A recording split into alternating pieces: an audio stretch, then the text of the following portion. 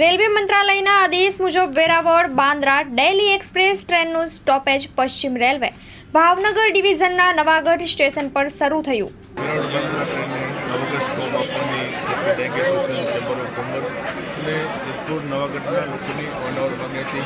આજે હું આભાર માનીશ પોરબંદર વિસ્તારના સાંસદ રમેશભાઈ દળુતનો કે 1 મહિનાના ટૂંકા ગાળાની અંદર આ ટ્રેનને સ્ટોપ આપવામાં સફળ મળી છે. જેતપુર નવાગઢ આખો વિસ્તારના ધારાસભ્ય તરીકે માનનીય સાંસદશ્રીનો આભાર વ્યક્ત કરું છું. અને રેલવેને લગતા બીજા અનેક પ્રશ્નો માટે પણ અમારે બેસીને ડિટેલમાં ચર્ચા થઈ છે. આવનારા દિવસોમાં જબલપુર ટ્રેનથી લઈ અને નવાગઢ રેલવે સ્ટેશનનું ડેવલપિંગ માટેના પણ રમેશભાઈએ પ્રયત્નો કર્યા છે અને આવનારા દિવસોની અંદર ભારત સરકારમાં રેલવે મંત્રાલયમાં આ પ્રયત્નો જે કર્યા છે તે 100% એમાં સફળ.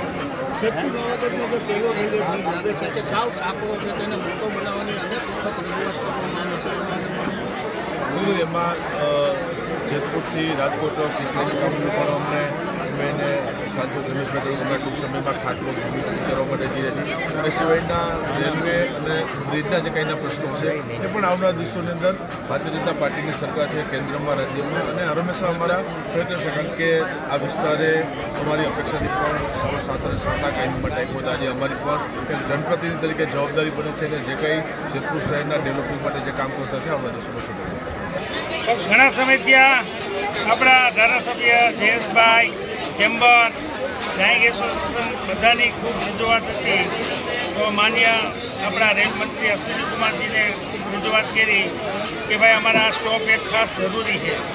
આપણને સ્ટોપ નહોતો મળતોનું કારણ એ હતું કે જેતલસર ગાડી સ્ટોપ થતી હતી. તો ભાઈ જેતલસરને તમે આને અલગ પાડો અને અમને તમે જેતપુરમાં સ્ટોપ આપો. તો 1-8 મહિના પહેલાં અમે રજૂઆત કરી હતી અને એને તાત્કાલિક આપણને સ્ટોપ પાડ્યો. જેતપુર ચેમ્બર ઓફ કોમર્સ અને ડાયરેક્ટ પ્રિન્ટિંગ એસોસિએશનની જબલપુર પર ટ્રેનને સ્ટોપ આપવા માગણી કરવામાં વારંવાર હવે નેક્સ્ટ જબલપુર સ્ટોપ પણ આપણને મળશે એવા અમારા 100% પ્રયત્ન છે. આ રેલવે સ્ટેશન અદ્યતન બને એવી પણ અમારી રજૂઆત છે. એટલે મેઇન રેલવે સ્ટેશન આ જેતપુર થઈ જાય એવી પણ અમારી રજૂઆત છે.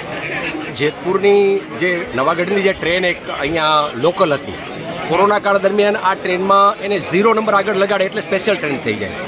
આ સ્પેશિયલ ટ્રેન થઈ ગઈ. છેલ્લા 2 વર્ષથી એનું ભાડું છે સ્પેશિયલ ટ્રેનનું જ લાગે છે. કારણ સ્ટોપ જેટલા છે એટલા જ લોકલના છે.